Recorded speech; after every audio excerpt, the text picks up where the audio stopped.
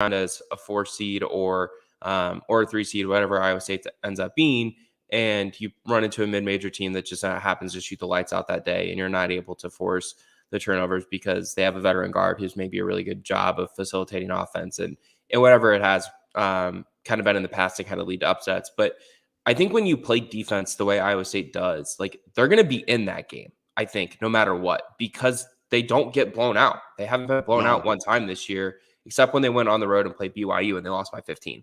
Now, that is a prime example of the way I think Iowa State would get upset in the NCAA tournament is that BYU team on that night shot the ball really, really well from the perimeter. I think they went, they went 13 of 35 from three. So, that's kind of tough. And then they only turned it over 11 times. So, like, that's the formula for beating Iowa State is don't turn the ball over a lot and make threes.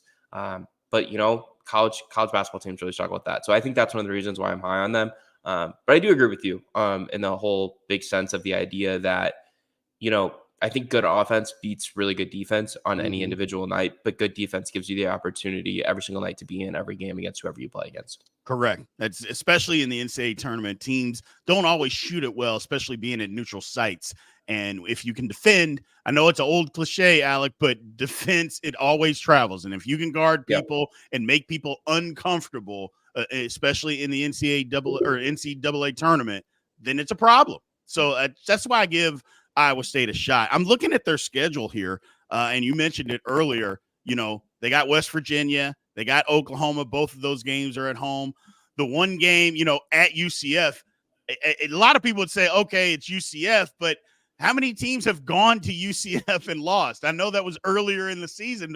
But I just don't. It'll be a tough game. Obviously, I think Iowa State wins it because they're a better basketball team, but it's not just a gimme.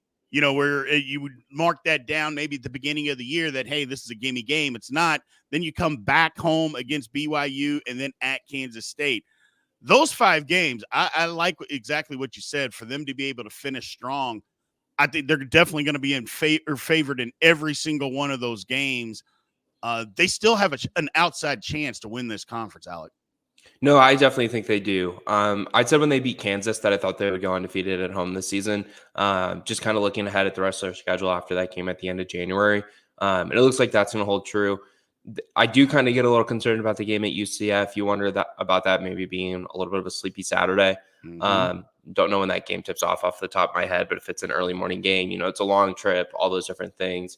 That's like one. And you mentioned UCF kind of being tough at home for some teams this season. So I think that's like the one, but I'm not really concerned about them, beating Kansas State on the road. Like, I just don't think Kansas State's very good. I think their offense is pretty anemic at this point. I don't think they're going to be able to score enough. Nope. So that one doesn't really scare me on the road as much. And like I said, I think they're going to go undefeated at home the rest of the way. And I think if you kind of look at, their chances to earn a share of the Big 12 title, you're probably going to need Houston to stumble at least once. Yep. Now that could come Saturday against Baylor. They go on the road to Waco. That could be one. And then I also think you could potentially see Houston stumble on the last Saturday of the season when they play Kansas at the Fertitta Center. But I don't think that they're going to lose to Kansas at home on the last day of the regular season when there very well could be an opportunity to be an outright Big 12 championship, on the line. But I think KU could also go into that game if Houston does slip up once or twice with an opportunity to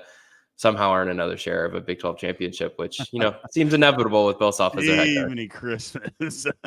Yeah, if that were to happen, it'd just be incredible, especially the way they struggled on the road. But maybe they found something. The last game they played, on the road at OU, maybe they found something here that Kansas can latch on to. Moving towards the Big 12 tournament, I know we talked about this the last time that you were on. Iowa State fans love Kansas City. They absolutely love the Big 12 tournament. Being the rigors of what it is, would Iowa State fans be upset if Iowa State went home early? Would they be upset? Now, granted, everybody wants to win. Don't get me wrong. Everybody wants to win every single game that they play. But knowing that there's something bigger or possibly bigger on the horizon, if they went home early and just said, you know what? Fine, we played, we got beat. Let's just go regroup and get ready for the tournament. Are Iowa State fans, because like I said, I know they love that tournament. I lived in Kansas City for 11 years, and they show up in droves. Would they be real disappointed if that were to happen? I certainly think it's a fair question. I feel like this is a narrative that's kind of risen around the country a lot in the last few years. Mm-hmm. Is it a good thing to win your conference tournament heading into the NCAA Right. tournament? I feel like everyone kind of feels that way. I think the Big 12 is a little bit different than like the SEC and the Big 10, where those conference championship games, I believe, are on Sunday. They are. I think the SEC's is like at 11, and then the Big 10's is at like 2, and then it leads Mm-hmm. into the selection show. Whereas the Pac-12, I think, is on Friday night or Saturday, Yep. late Saturday night, and the ACC and the Big 12 both kind of lead into that on Saturday night. I think you get enough rest between your potential championship game on Saturday night and the Big 12 and a potential opening round game on Thursday in the NCAA tournament. I think it's one of those things where if you're Iowa State, like if you don't find a way to win a Big 12 regular season championship, which they haven't done since 2001, I've become a big believer here in the last couple of years based off of recent teams that I've covered, that having a banner and having something to kind of point to for that being a successful season if things don't go the way you'd like them to in the NCAA tournament is a really, really good thing. I went to school at Illinois and graduated in 2022. So I covered a team that was a number 1 seed in the NCAA tournament in 2020, 2021. And by some like weird stuff, they didn't end up winning the regular season championship in the Big Ten, and they won the Big Ten tournament, but they lost to Loyola in the round of 32 as a number 1 seed. And that game in Illini fandom is kind of like that whole team is kind of remembered more for losing to an 8 seed as a number 1 seed in the round of 32. Whereas the next year they won a Big Ten championship and they lost in the round of 32 to a 4 seed Houston team, I think it was, or a 5 seed Houston team. It's like, it's crazy how like that dynamic works. I think having something to kind of point to as a college basketball fan base is really nice, depending on what happens in the NCAA tournament, because you just never know, what could happen. And certainly if they make it to the Sweet 16 for the second time in 3 years, that's something to be really proud of and something that you can point to. And that's something that'll go on a banner. But just with the way the college basketball postseason is set up, I think being able to remember a year fondly, no matter what happens in the postseason, if you do unfortunately get upset, it's tough. And I think you can use Purdue as another example of that last year. Like, they won the Big Ten, but it's remembered so poorly because of the way the season ended, losing to FDU. But for some Purdue fans, maybe they'll be able to look back at the 2023 season and be like, you know what, like we won the Big Ten by a few games. Like that was a good year. We won the Big Ten tournament like by a few games, or we won the Big Ten tournament. Like that was a good year too. It sucks in my opinion that you like in college basketball, one game determines like how you define an entire season, I guess. It's tough. And coming from Indiana, like myself, Purdue, they already had that stigma. I don't want to get off topic with Iowa State too much here, but yeah, Purdue already has that stigma of being second-class citizen to IU anyway, and to never have been to a Final Four ever. I just think it stings more when they get upset in these tournaments than it might for other schools. It's just one of those things. I know you covered Indiana for a little bit, so you kind of understand a little bit of that dynamic. Yeah, for sure. And that's kind of what I was asking about Iowa State. Would they feel upset or do they want to have more success in the tournament? Would they be so mad about the Big 12 tournament, knowing that one game really defined your season? That's kind of how college basketball works. It's crazy. It's not always fair, but unfortunately that's the world we live in. But I say unfortunate, I kind of like it because March Madness, to me, in my opinion, besides the NCAA or the NFL, postseason, I think it's the second best postseason of any sport that is out there, Alec. I really do. Yeah, I mean, I would disagree with you on that. I think that the NCAA tournament is the best way is the best postseason in sports. I always say this about the NCAA tournament. It's the best and it's the worst way to crown a champion. From an entertainment perspective, you can't beat it. From crowning the best team in the country, it's probably the worst way you can probably do it. Yeah. So I think it's one of those tough situations where, it's very rare where the best team actually does win an NCAA championship. Yes. After the NCAA tournament. So I think that, being able to have like memorable things to point to, especially when you're a fan base like Iowa State that hasn't maybe had a ton of conference championship success in the last 25, 30 years, is always a nice thing to have. And it'll make the year, much more enjoyable to remember if absolutely, something doesn't go their way on the first week in the NCAA tournament. Absolutely. Well, we're going to park a break here real quick, and we'll come back on the other side of this. We'll talk a little bit more hoops and then ask a couple of questions about Iowa State football recruiting, and we'll go from there. So we'll just hear a quick minute from our partners with Synergy Financial Partners. At Synergy Financial Partners, the mission is to change the way Americans plan for their financial future. Synergy doesn't just offer you a financial plan. At Synergy, the goal is to help you find your best financial future. Learn more at synergyfinancial.com.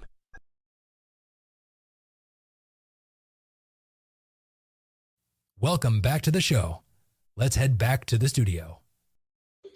All right, welcome back to Big 12 Insiders. Again, this is Brien Hanley along with Alec Busse. So Iowa State, again, one of the top teams in the country. I'm not sure, Alec, that a lot of people going into the season saw Iowa State being one of the top teams in the country. Now, obviously, a lot of times in college basketball, there's always a team that comes from somewhere that we don't expect. It happens every single year, every conference.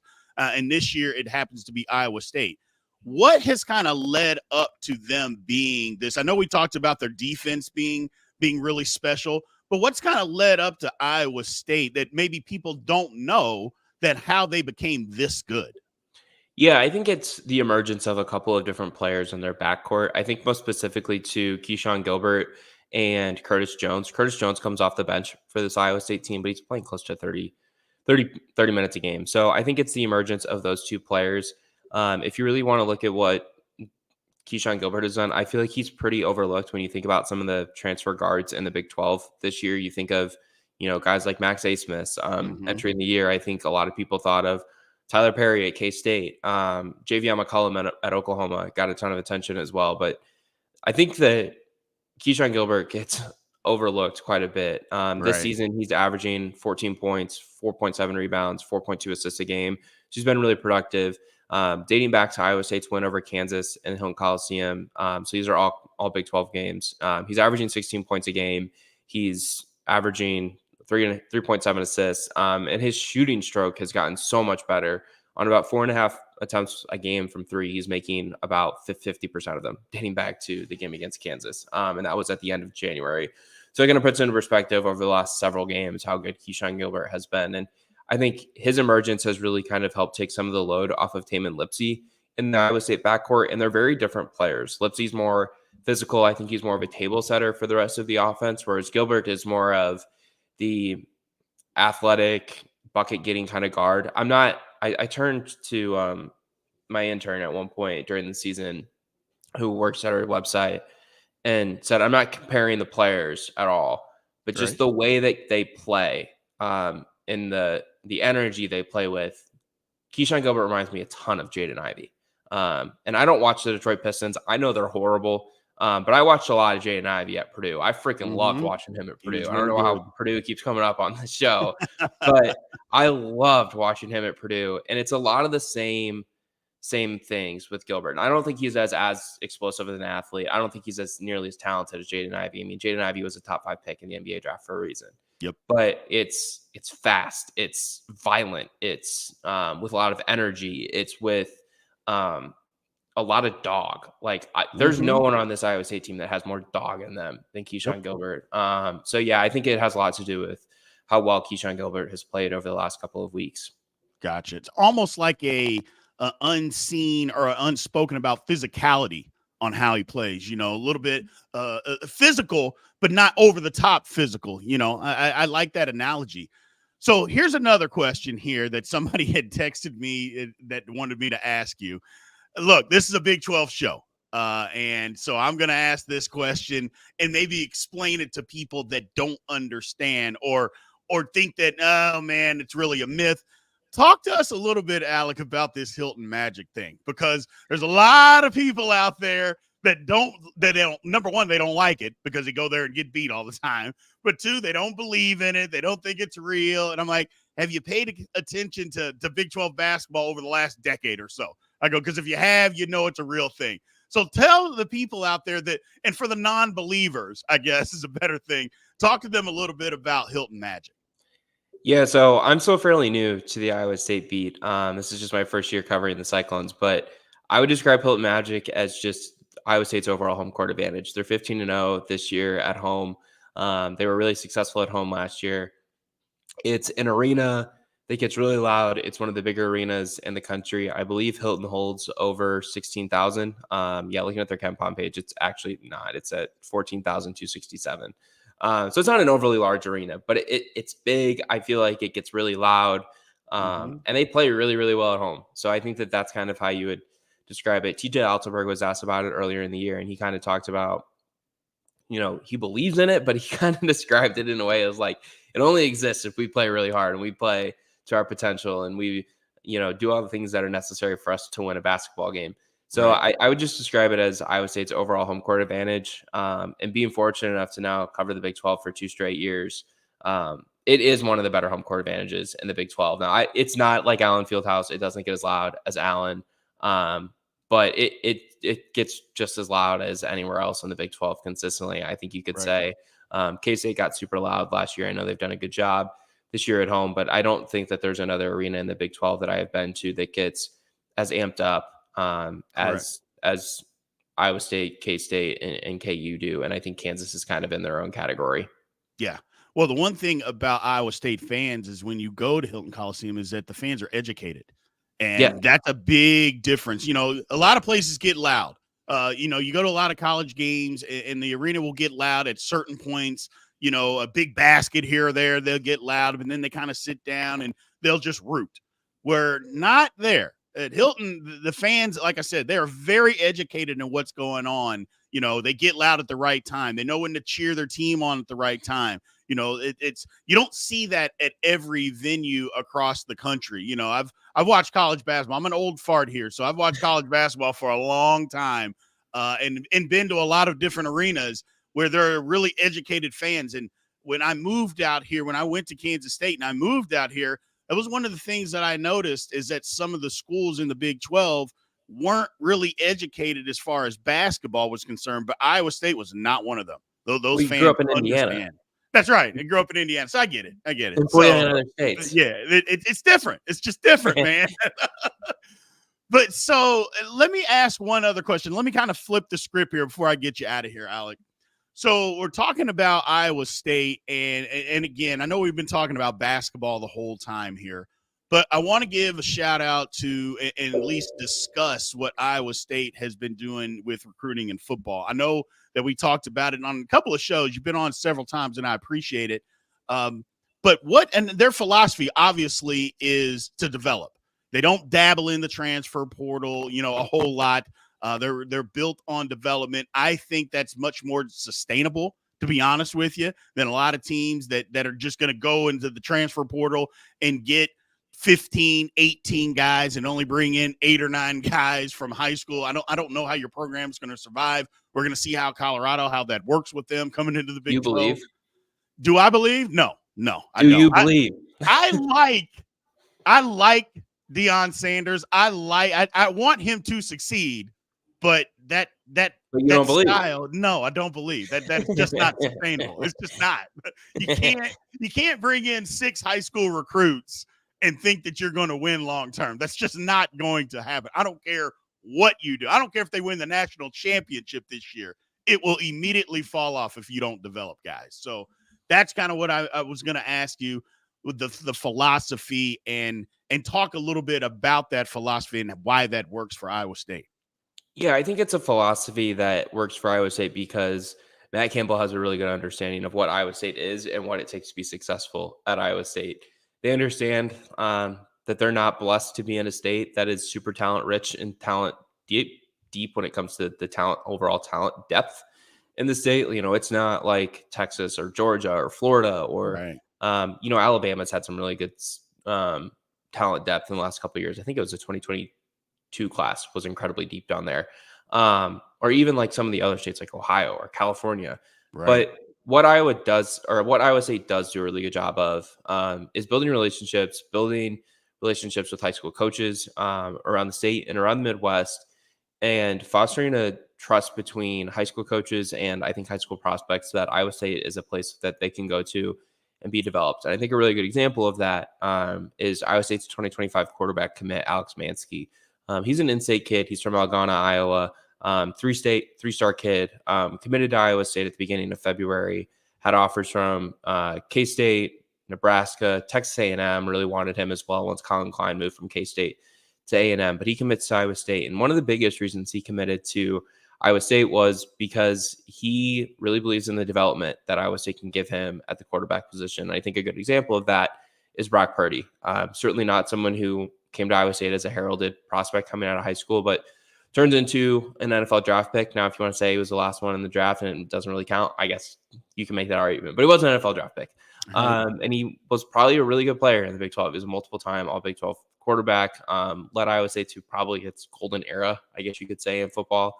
And then you now look, their current quarterback, Rocco Becht, starts for 1 year, and he becomes Big 12 Offensive Freshman of the Year as a quarterback. So I think that really kind of helped Alex Mansky become confident that Iowa State was a really good place for him. And, I think it's also worth noting that he grew up an Iowa State fan, so that certainly played some sort of impact into his recruitment. But yeah, I think that they do a really good job of developing relationships and developing a trust between prospects and high school coaches across the country that, playing in Ames and playing for Iowa State is a good opportunity for prospects who maybe don't have, the recruiting interest from Alabama, Ohio State, and Georgia.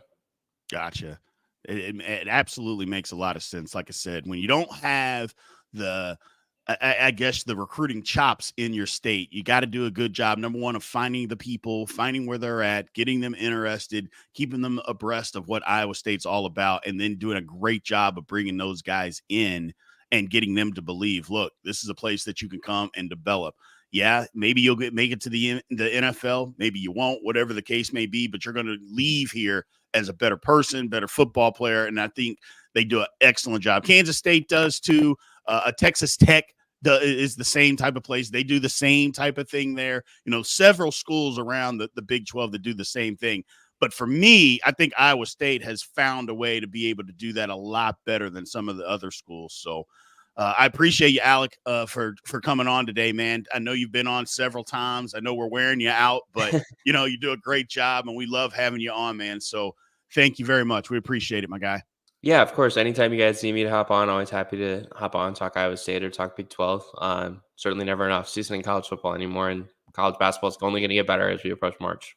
Absolutely. Absolutely. We're going to take one quick break here before I come back and finish up the show. Again, thanks, Alex, for coming on, and we'll be right back after we get a word from our partners with Synergy Financial Partners. At Synergy Financial Partners, the vision is to build the world's largest consumer financial education and empowerment company. Synergy doesn't just offer you a financial plan. At Synergy, the goal is to help you find your best financial future. Learn more at synergyfinancial.com. Welcome back to the show. Let's head back to the studio.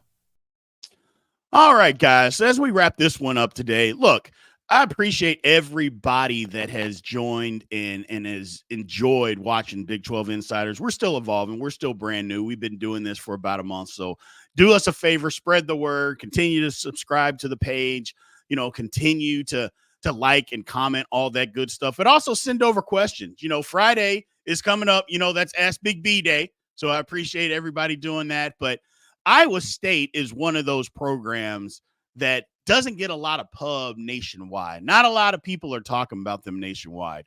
But I think it's one that the Big 12 can be proud of, especially in this basketball season. And I'm just telling you right now, I know I mentioned it on the show, don't be surprised if Iowa State isn't in an Elite Eight or a Final Four this year. They play defense. They're plenty tough enough, and they make enough shots to be able to get there. So when you get your bracket and you're filling it out, don't forget about Iowa State. We appreciate everybody joining us today. Again, this is the Big 12 Insiders. We're here Tuesday through Friday, 1 p.m. Central Time. We'll be back tomorrow to do it better. Thank you. This has been a GoPowercat.com and Spirit Street production. Please support this show by subscribing to this YouTube channel or follow us on your favorite podcast